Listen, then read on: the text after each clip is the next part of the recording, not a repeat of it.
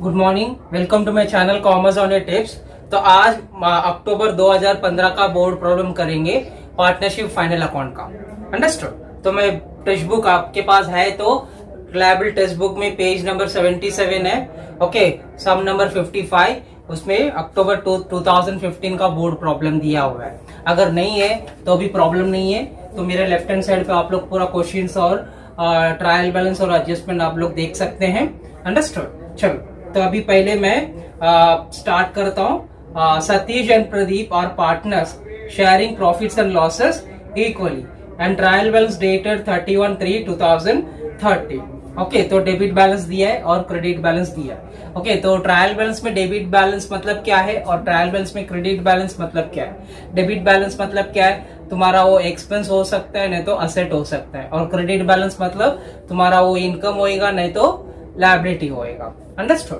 तो trial balance का छोटा सा एक समरी अपन थोड़ा देख लेते हैं, उसके बाद फाइनल अकाउंट के समरी भी देखने के बाद पूरा बैलेंसेस जितने भी ट्रायल बैलेंस में बैलेंसेस दिया है वो अपन कहाँ जाएगा वो एनालाइज करेंगे। चलो स्टार्ट करते हैं। ओके, तो ये आप लोग का ट्रायल बैलेंस है।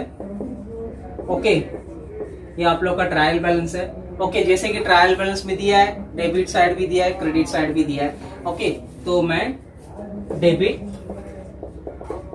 और क्रेडिट। ओके, तो डेबिट साइड क्या आएगा, क्रेडिट साइड क्या आएगा। डेबिट में जितने भी बैलेंसेस दिए है ट्रायल बैलेंस में, एक तो आपका वो एक्सपेंसेस होएगा नहीं तो वो असेट होएगा। तो जितने भी बैलेंसेस दिया है तो एक तो आपका एक्सपेंस होना चाहिए नहीं तो असेट। असेट मतलब प्रॉपर्टी। और क्रेडिट में जो भी बैलेंसेस दिया है एक तो आपका वो इनकम होना चाहिए नहीं तो लायबिलिटी होना चाहिए। तो इनकम नहीं तो लायबिलिटी। ये ट्रायल बैलेंस का समरी। अंडरस्टूड। ये ट्रायल बैलेंस का छोटा सा एक समरी है। अंडरस्टूड। और फाइनल अकाउंट में कितने अकाउंट बनाया जाता है, trading account, profit and loss account और कैपिटल अकाउंट। और बैलेंस शीट तो अकाउंट नहीं है, बैलेंस शीट क्या है, एक स्टेटमेंट है। क्या बताता है, financial status, financial position, business का कैसा है उसके वो बताता है। अंडरस्टूड। तो ये ट्रेडिंग अकाउंट में ये मेरा ट्रेडिंग अकाउंट है। ओके, और प्रॉफिट एंड लॉस अकाउंट है। उसके बाद ये कैपिटल अकाउंट है। अंडरस्टूड। तो ट्रेडिंग अकाउंट डेबिट और trading account credit, profit and loss account debit, profit and loss account credit. सब अकाउंट में डेबिट भी होता है और क्रेडिट भी होता है। ओके, तो ट्रेडिंग अकाउंट डेबिट में क्या आएगा, गुड्स इन। अगर माल अंदर आ रहा है तो ट्रेडिंग अकाउंट के डेबिट में लिखो। और ट्रेडिंग अकाउंट के क्रेडिट में क्या आएगा, गुड्स आउट। अगर माल बाहर जा रहा है तो ट्रेडिंग अकाउंट के क्रेडिट में लिखो। तो ट्रेडिंग अकाउंट डेबिट में क्या लिखेंगे, गुड्स इन। अगर माल अंदर आ रहा है तो ट्रेडिंग अकाउंट डेबिट। और ट्रेडिंग अकाउंट के क्रेडिट में गुड्स आउट। माल बाहर जा रहा है तो ट्रेडिंग अकाउंट के क्रेडिट में लिखो। ओके, हर एक अकाउंट में डेबिट भी होता है, क्रेडिट भी होता है। अंडरस्टूड। ओके, उसके बाद फैक्ट्री वाला खर्चा, जितने भी फैक्ट्री में खर्चे होते हैं वो पूरा ट्रेडिंग अकाउंट के डेबिट में लिखना है। और फैक्ट्री वाला इनकम, जितने भी फैक्ट्री में इनकम होता है वो ट्रेडिंग अकाउंट के क्रेडिट में लिखना है। अंडरस्टूड। ओके, तो ये प्रॉफिट एंड लॉस अकाउंट है। Profit and loss account debit side भी होता है, क्रेडिट साइड भी होता है। हर एक अकाउंट में डेबिट भी होता है और क्रेडिट भी होता है। अंडरस्टूड। तो डेबिट में क्या लिखना है, डेबिट में नॉर्मली ऑफिस का जितने भी खर्चे है ना वो पूरा डेबिट में ही आएगा, या नॉर्मल खर्चा और लॉसेस, नॉर्मल खर्चा और लॉसेस पूरा डेबिट में रिकॉर्ड करना है। और क्रेडिट में क्या रिकॉर्ड करना है, ऑफिस वाला इनकम, जितने भी ऑफिस में इनकम होता है वो क्रेडिट में रिकॉर्ड करो, या नॉर्मल प्रॉफिट या गेन। नॉर्मली जितने भी प्रॉफिट हो रहा है या गेन हो रहा है, लाभ हो रहा है, वो पूरा क्रेडिट में रिकॉर्ड करना है। और एक आपका कैपिटल अकाउंट है। कैपिटल अकाउंट में डेबिट में क्या रिकॉर्ड करेंगे, पार्टनर टेक्स गुड्स। अगर पार्टनर माल लेके जा रहा है, पार्टनर टेक्स गुड्स। अगर पार्टनर माल लेके जा रहा है तो कैपिटल अकाउंट के डेबिट में रिकॉर्ड करो। अगर पार्टनर पैसा लेके आ रहा है, पार्टनर ब्रिंग्स मनी। अगर पार्टनर पैसा लेके आ रहा है तो कैपिटल अकाउंट के क्रेडिट में रिकॉर्ड करो। ये छोटा सा समरी है फाइनल अकाउंट का। चलो अब इन सम पे जाएंगे। सम पे जाके कौन से बैलेंसेस कौन से अकाउंट में कौन से साइड पे जाएंगे वो चेक करते हैं। ओके, तो मार्च अक्टूबर 2015 का एग्जाम है। ओके, और पार्टनर है सतीश और प्रदीप, दोनों इक्वल शेयरिंग पार्टनर्स है, और ट्रायल बैलेंस का डेट है 31/3/2013। तो पहला बैलेंस डेबिट बैलेंस, उसमें पहला क्या दिया है, परचेसेस। परचेस करेंगे तो क्या होता है, माल अंदर आ रहा है, तो माल अंदर आ रहा है तो कहाँ लिखना है, ट्रेडिंग अकाउंट के डेबिट में। उसके बाद क्या किया है, डेटर्स। डेटर्स मतलब क्या है, कस्टमर। कस्टमर कभी भी बिजनेस के लिए क्या होते हैं, किंग होते हैं, असेट में लिखो। उसके बाद क्या है, डिस्काउंट। डिस्काउंट डेबिट में दिया है, तो डेबिट में दिया है तो मेरा एक्सपेंस होएगा, तो एक्सपेंस मतलब प्रॉफिट एंड लॉस, डेबिट में लिखना है। उसके बाद ओपनिंग स्टॉक। ओपनिंग स्टॉक मतलब क्या है, माल अंदर आ रहा है, गया साल का जो क्लोजिंग स्टॉक है वो ये साल अंदर आ रहा है, गुड्स अंदर आ रहा है, तो ट्रेडिंग अकाउंट के डेबिट में लिखो। उसके बाद वेजेस और सैलरीज। वेजेस पहला क्या दिया है, वेजेस ही दिया है ना, तो वेजेस को अकाउंट में लेने का, और वेजेस क्या है, फैक्ट्री वाला खर्चा है, तो ट्रेडिंग अकाउंट के डेबिट में लिखो।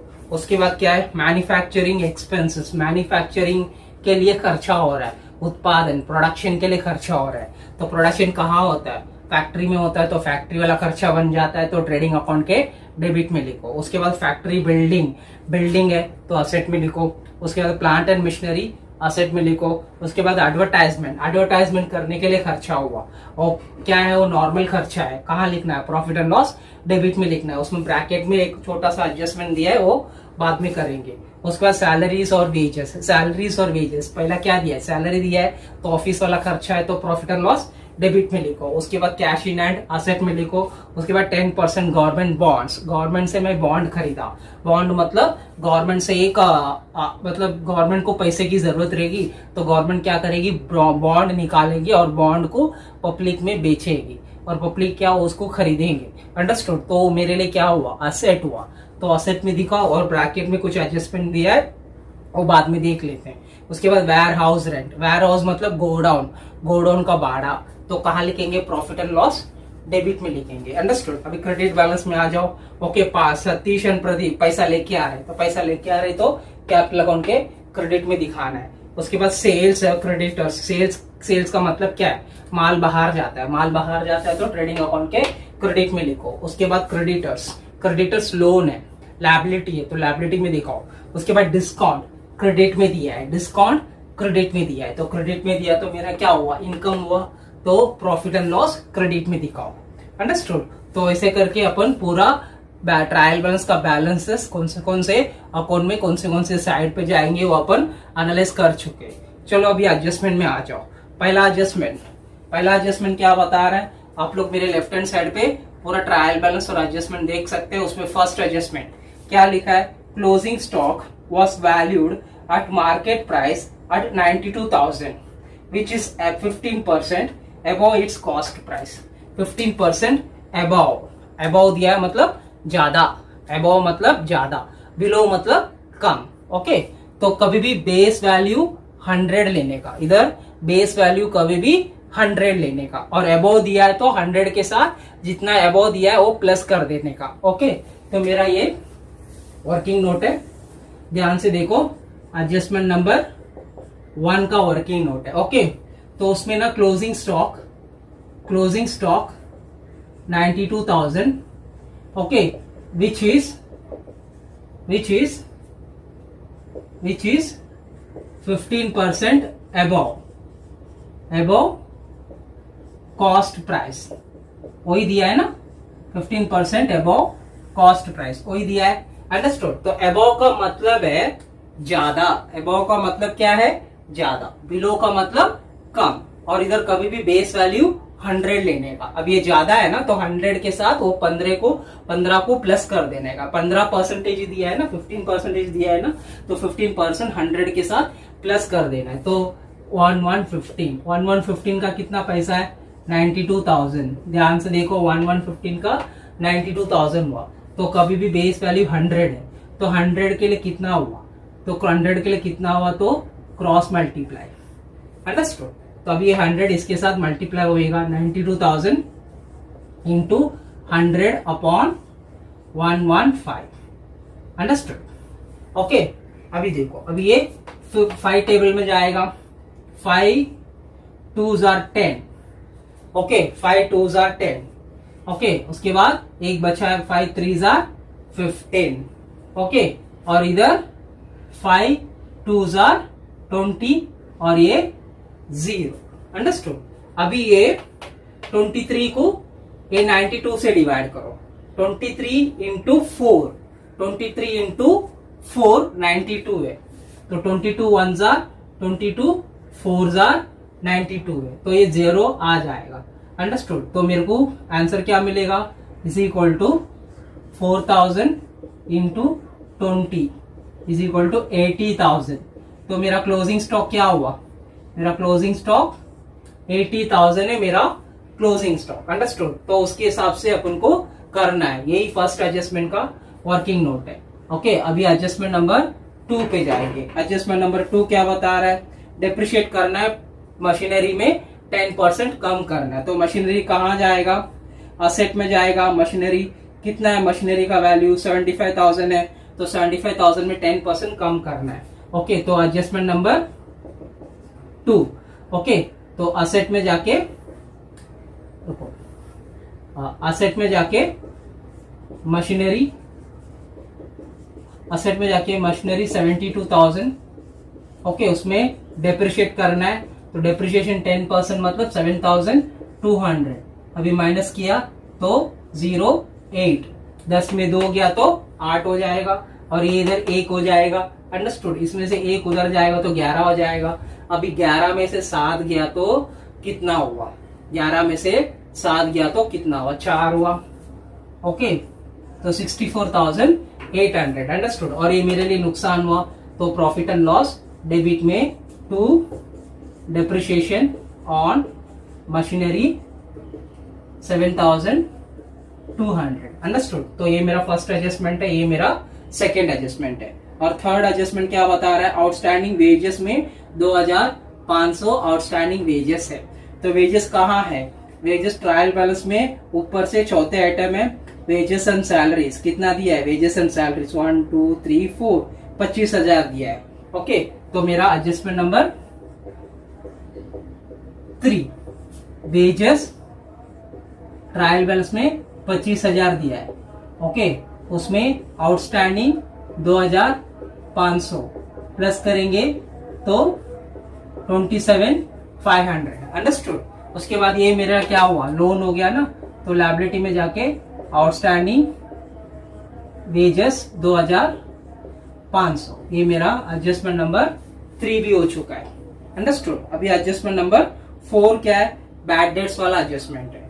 ओके, तो एडजस्टमेंट नंबर 4 बैड डेट्स वाला। तो बैड डेट्स में तो आपको पता है चार तरीके के बैड डेट्स होते हैं। वो क्या क्या है, पहले देख लो, ध्यान से देखो। ओके, हाँ, मैं इधर लिख रहा हूं, इधर इस लिख रहा हूं मैं, एन 1 सेकेंड ना, एन ओ ओके। ये एन का मतलब है न्यू, ओ का मतलब है ओल्ड। पहला एन जो है ना, पहले N O B D R D. Okay, तो इधर देखो, ध्यान से देखो, एन का मतलब है न्यू, ओ का मतलब है ओल्ड। पहला एन एडजस्टमेंट में अमाउंट के रूप में रहता है, तो एडजस्टमेंट में अमाउंट के रूप में दिया कि नहीं दिया है ना, तो ये एनबीडी तो नहीं है। और दूसरा एन एडजस्टमेंट में परसेंटेज के रूप में रहता है, वो कितना है, 5% है, तो ये 5%। ओके, और पहला वो ट्रायल बैलेंस के डेबिट में रहता है, ये पहला वो ट्रायल बैलेंस के डेबिट में रहता है, और दूसरा वो ट्रायल बैलेंस के क्रेडिट में रहता है। तो ट्रायल बैलेंस में डेबिट में जाके बैड डेट्स करके कुछ है क्या, जरा अपन चेक करेंगे।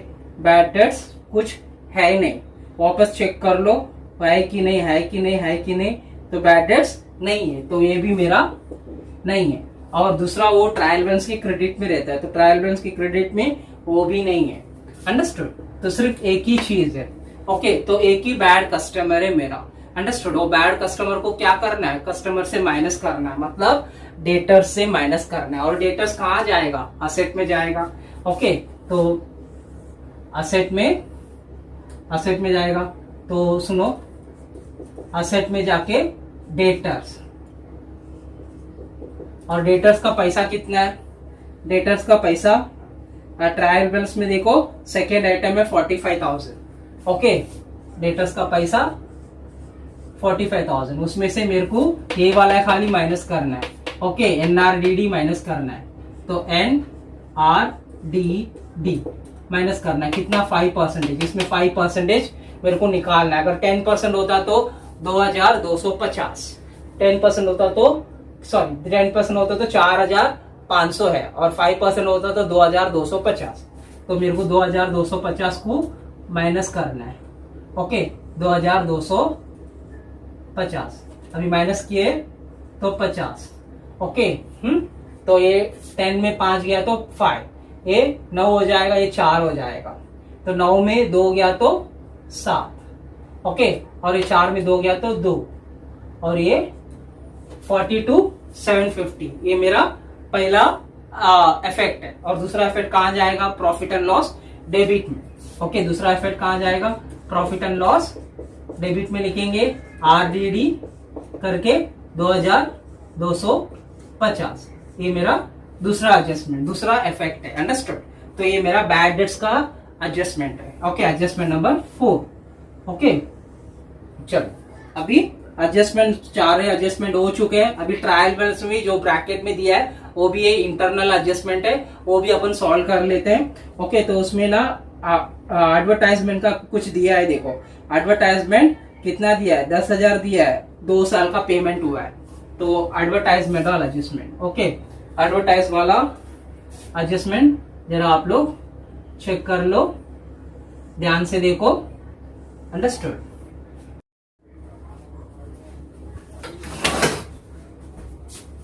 ओके, चलो अभी पूरा एडजस्टमेंट का वर्किंग नोट हो चुका है। अभी इंटरनल एडजस्टमेंट का वर्किंग नोट करेंगे। ओके, तो उसमें एडवर्टाइजमेंट में जो ब्रैकेट में दिया है for 2 years with respect to 1/1/2013, इसका मतलब क्या है? 2 साल का एडवर्टाइजमेंट मैंने पेमेंट कर चुका हूँ। कितना पैसा पेमेंट किया? 10,000, तो 10,000 मैं 2 साल का पेमेंट किया। अंडरस्टूड? ये आपका एडवर्टाइजमेंट का वर्किंग नोट है। 10,000 मैंने 2 साल का मैं पेमेंट कर चुका हूँ। ओके, 5,000 और दूसरे साल का 5,000। अंडरस्टूड? ऐसे मैं 2 साल का पेमेंट मैंने कर चुका हूँ। अंडरस्टूड? मैं बड़ा लिखता हूँ तभी आपको दिखेगा। 5,000 और 5,000।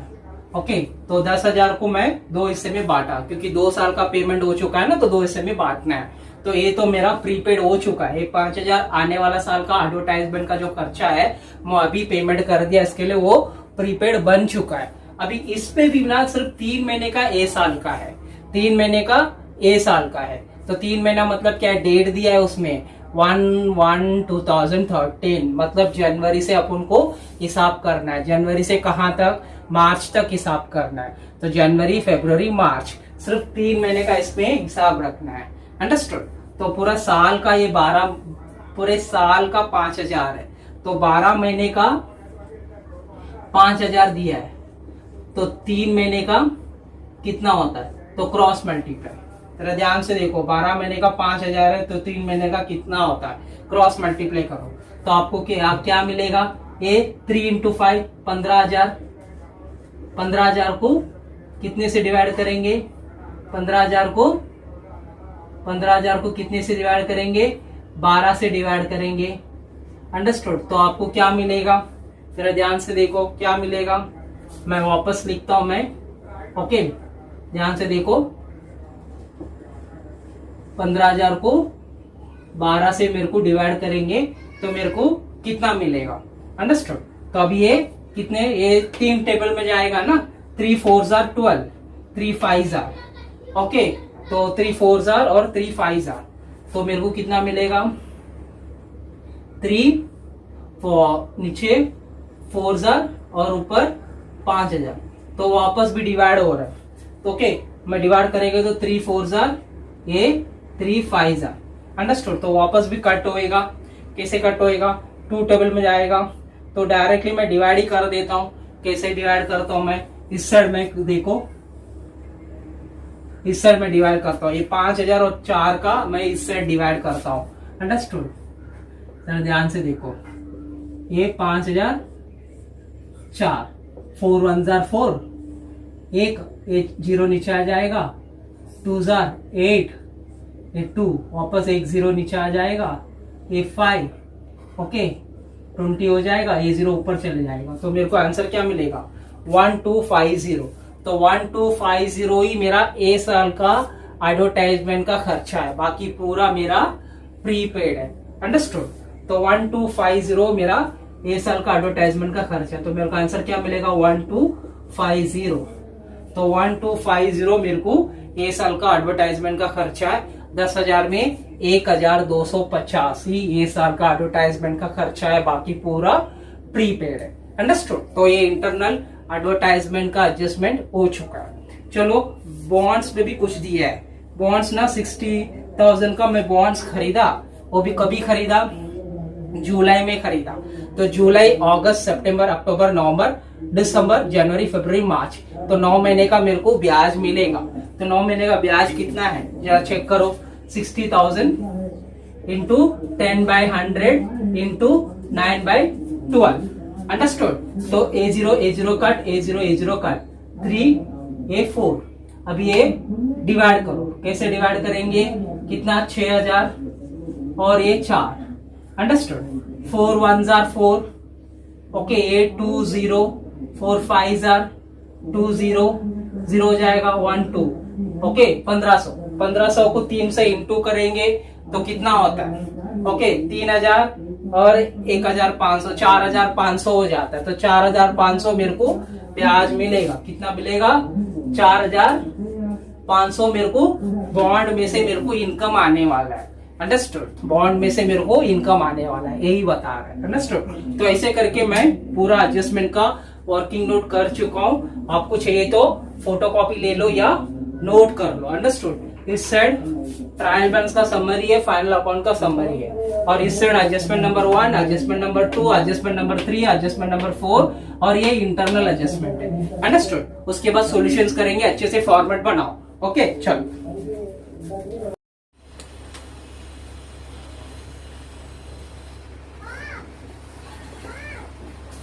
ओके चलो अभी सॉल्यूशंस पूरा स्टार्ट करेंगे। ये मेरा ट्रेडिंग अकाउंट है और ये मेरा कैपिटल अकाउंट है और ये बैलेंस शीट है। ओके, तो ट्रेडिंग अकाउंट में पहले क्या लिखेंगे, फिक्स्ड आइटम लिखेंगे। वो फिक्स्ड आइटम क्या है, परचेज और सेल्स, ओपनिंग स्टॉक, ये तीनों फिक्स्ड आइटम है। तो पहला उसका एंट्री कर लेंगे, उसके बाद ऑर्डर पे जाएंगे। तो इधर मैं पहले 2 ओपनिंग स्टॉक, 2 ओपनिंग स्टॉक, कितना पैसा है ओपनिंग स्टॉक का, 25,000 है। ओके, तो 25,000 बाहर के कॉलम में। ओके, उसके बाद 2 परचेसेस, 2,20,000, वो लिखने से पहले क्रेडिट बैलेंस में रिटर्न्स है कि नहीं चेक कर लो। अगर ये सब में तो रिटर्न्स नहीं है तो मैं डायरेक्टली भाई बाहर लिख सकता हूं। ओके, तो 2 परचेसेस,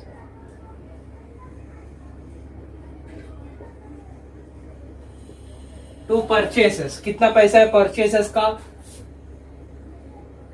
2,20,000।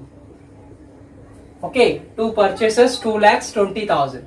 उसके बाद क्या है, 22 सेल्स, 4,30,000, उसका भी रिटर्न है कि नहीं डेबिट में चेक कर लो। डेबिट में सेल्स रिटर्न है कि नहीं चेक कर लो। चेक करने के बाद ही एंट्री करना है, तो रिटर्न्स नहीं है तो इधर बाय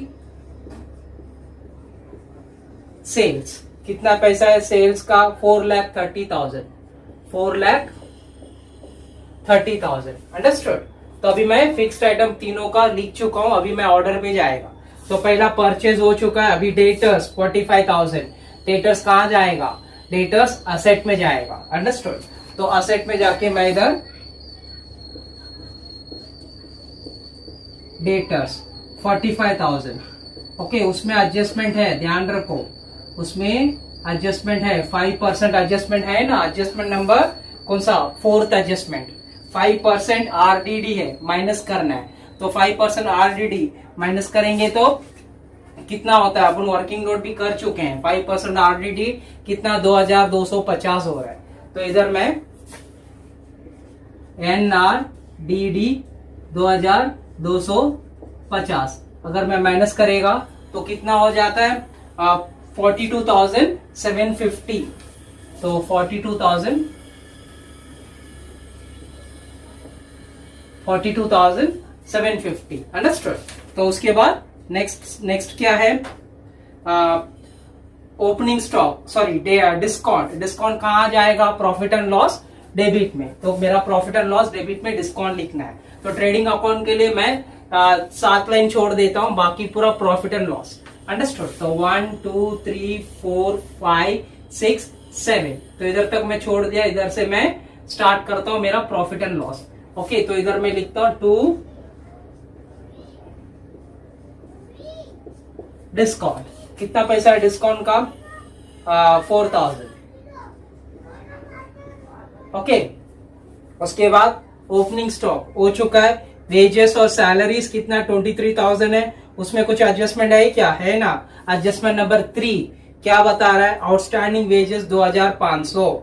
अंडरस्टूड। तो वेजेस और सैलरीज कहां जाएगा, ट्रेडिंग अकाउंट के डेबिट में जाएगा। तो ट्रेडिंग अकाउंट के डेबिट में लिखो 2 वेजेस और सैलरीज। 2 वेजेस, सिर्फ वेजेस लिखा हूं मैं, सैलरीज नहीं लिखा हूं, मेरे पास जगह नहीं है। तो वेजेस कितना पैसा है, 23,000। तो 23,000 इनर कॉलम में लिखो। उसमें आउटस्टैंडिंग कितना है, 2500। तो प्लस करेंगे तो कितना हो जाता है, 25,500। अंडरस्टूड। अभी ये कहां जाएगा, मेरा लायबिलिटी में जाएगा। लायबिलिटी 2 लाइन छोड़ दो इधर, आउटस्टैंडिंग वेजेस 2500। अंडरस्टूड। उसके बाद क्या है, उसके बाद मैन्युफैक्चरिंग एक्सपेंसेस कहां जाएगा, ट्रेडिंग अकाउंट डेबिट में। तो मेरा ट्रेडिंग अकाउंट डेबिट में 2 मैन्युफैक्चरिंग एक्सपेंसेस। 2 मैन्युफैक्चरिंग एक्सपेंसेस कितना पैसा है, 25,500। तो 25,500। अंडरस्टूड। उसके बाद क्या है, फैक्ट्री बिल्डिंग कहां जाएगा, असेट में जाएगा। Factory building 1,75,000। तो मेरा असेट में बिल्डिंग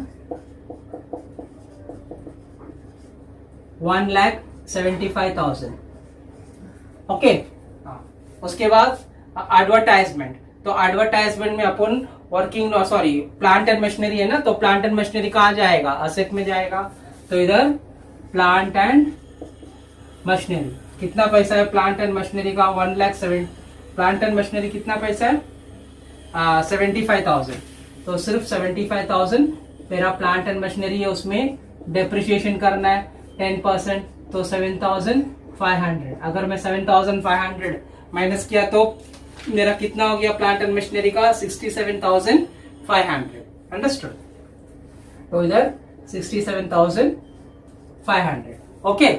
उसके बाद क्या है, एडवर्टाइजमेंट। 2 साल का एडवर्टाइजमेंट मैंने पेमेंट किया। अंडरस्टूड। तो 2 साल का एडवर्टाइजमेंट मैंने पेमेंट किया है, तो उसमें प्रीपेड भी आ जाता है। अंडरस्टूड। मैं वर्किंग नोट कर चुका हूं, आप लोग चेक कर लो वर्किंग नोट क्या है। तो एडवर्टाइजमेंट 10,000 मैंने पेमेंट कर दिया।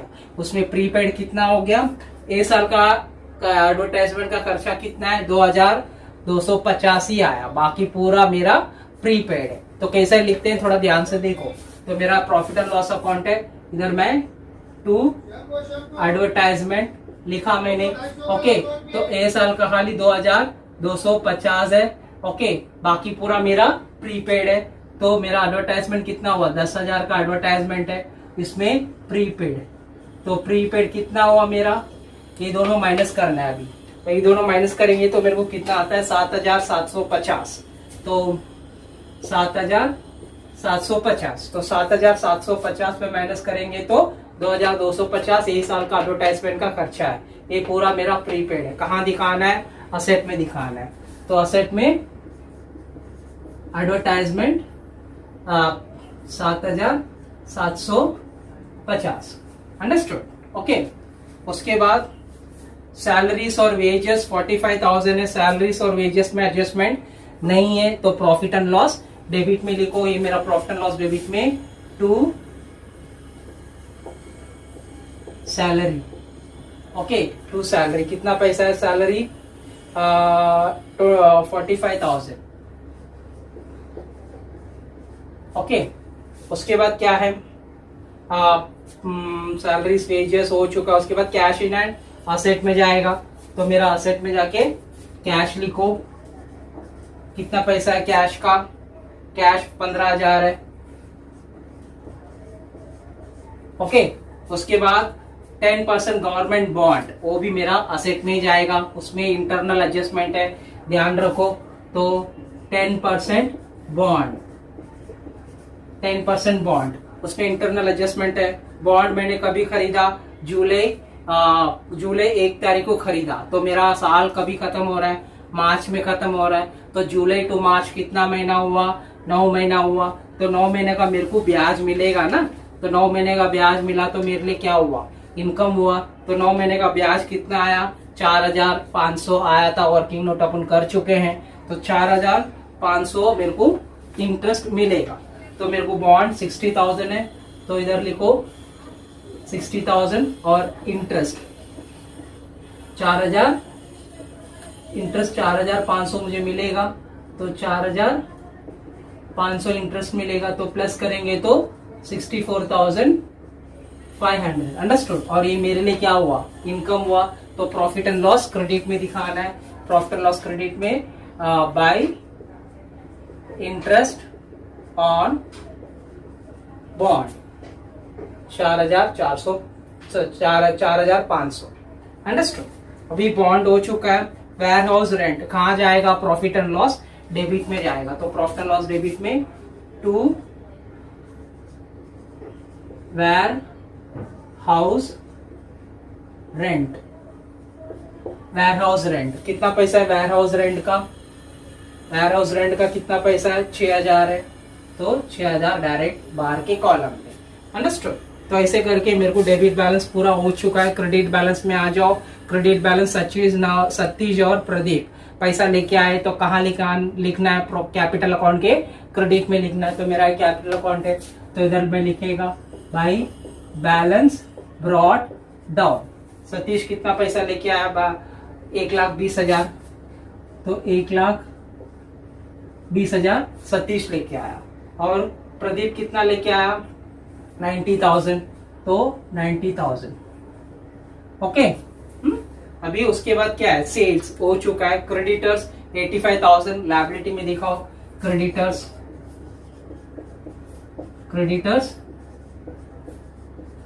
85,000। ओके। उसके बाद क्या है, डिस्काउंट इनकम है मेरे लिए, तो प्रॉफिट एंड लॉस क्रेडिट में दिखाओ। तो प्रॉफिट एंड लॉस क्रेडिट में बाय डिस्काउंट कितना पैसा है, डिस्काउंट 3,500। अंडरस्टूड। अभी मैं एडजस्टमेंट में जाता हूं। एडजस्टमेंट में क्लोजिंग स्टॉक का वर्किंग नोट अपन ने कर चुके हैं। क्लोजिंग स्टॉक कितना आया, 80,000 आया था। तो कहाँ जाएगा क्लोजिंग स्टॉक ट्रेडिंग अकाउंट के क्रेडिट में और असेट में। तो मेरा ट्रेडिंग अकाउंट क्रेडिट में बाय क्लोजिंग स्टॉक 80,000 और असेट में भी क्लोजिंग स्टॉक मेरे को दिखाना है। तो closing stock 80,000, closing stock 80,000। Understood. ये मेरा क्लोजिंग स्टॉक हो गया।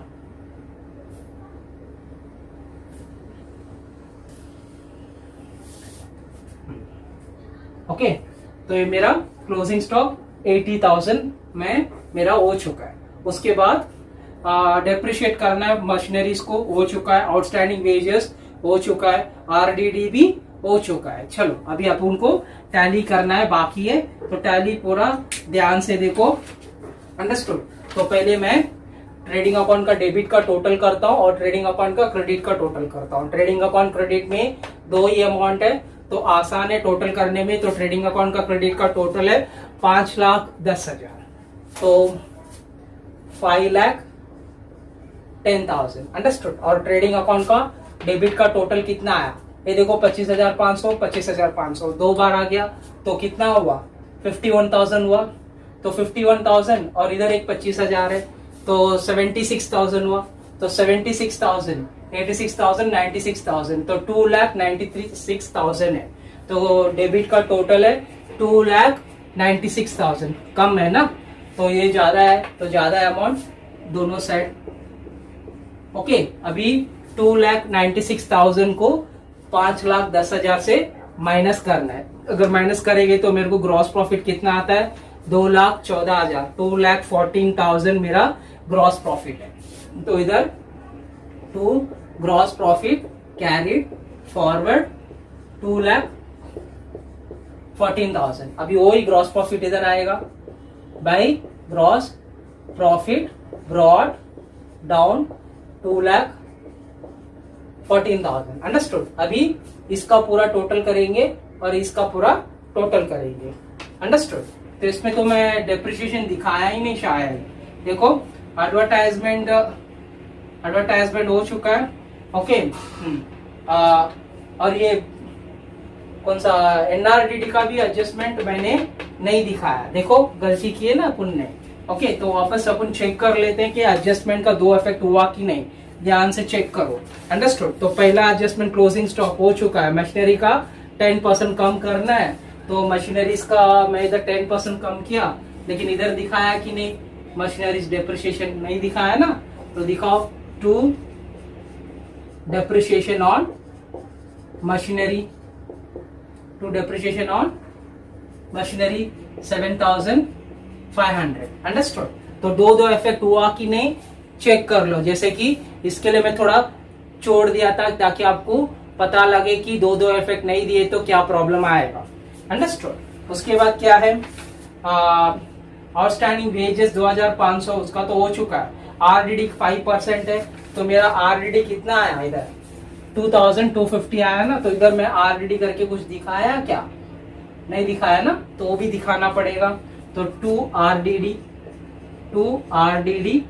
कितना आया, 2 आरडीडी 2,250, तो इधर 2,250। अंडरस्टूड। तो अभी मैं एडजस्टमेंट का 2 इफेक्ट हो चुका है।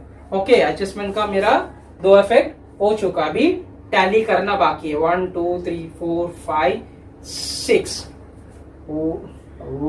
1 2 3 4 5 6 अभी मुझे टैली करना बाकी है। तो टैली मैं इसका टोटल करेगा और इसका टोटल करेगा।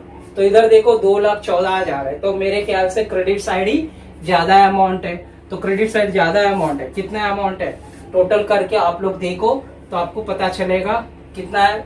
2,22,000 आ रहा है, 2,22,000 आ रहा है क्रेडिट में। तो बड़ा अमाउंट दोनों साइड 2,22,000, बड़ा अमाउंट दोनों side 2,22,000। Understood. Unit 10, 100,000, 10,000, lakh। Okay, 2,22,000। तो बड़ा अमाउंट मैंने दोनों साइड लिख दिया 2,22,000 और इधर भी 2,22,000। ओके, अभी ये पूरा टोटल करना है। 4,000 से लेके इधर तक मुझे टोटल करना है। तो टोटल करेंगे तो कितना आता है, 67,000 आता है। मैंने टोटल पहले ही करके रखा है, 67,000 आ रहा है। तो 67,000 इसमें से मुझे माइनस करना है। तो माइनस करेंगे तो कितना आएगा मुझे, नेट प्रॉफिट 1,55,000। ओके, तो 2 नेट प्रॉफिट, क्या नाम है, सतीश और प्रदीप, 1 लाख कितना है, 1,55,000। ओके, अभी इसको आधा आधा करना है। तो आधा आधा करेंगे तो 77,500, 77,500। तो 77,500, 77,500। अभी ये दोनों चीज यहां लेके जाएंगे बाय नेट प्रॉफिट 77,500, 77,500। अभी इसका पूरा टोटल करेंगे। इधर तो कुछ है ही नहीं, तो इस साइड का ही पूरा टोटल करना है। तो इस साइड का पूरा टोटल करेंगे तो कितना आता है, 1,97,500 और 1,67,500, 1,97,500, 1,67,500। वही चीज इधर 1,97,500, 1,67,500। वही चीज ऊपर 2 बैलेंस कैरिड फॉरवर्ड 1,97,500, 1,67,500। अंडरस्टूड। अभी ये दोनों चीज नीचे आएगा। नीचे क्या आएगा, कितना, सतीश कैपिटल, उसके बाद प्रदीप कैपिटल। क्या लिखेंगे, 1,97,500, 1,67,500, 500। अब ये पूरा टोटल करो, ये पूरा टोटल करो, एक पूरा टोटल करेंगे तो कितना आता है 4,52,500। तो मेरा 4,52,500, ओके 4,52,400, 4,52,500 और इधर भी 4,52,500। अंडरस्टूड? ये मेरा टैली फिगर है। ओके तो ऐसे करके मैं अक्टूबर 2015 का भी टैली हो चुका है। तो ऐसे करके मेरा वीडियो पूरा फॉलो करते जाओ, पूरा आप फाइनल अकाउंट में तर हो जाएंगे। थैंक्स।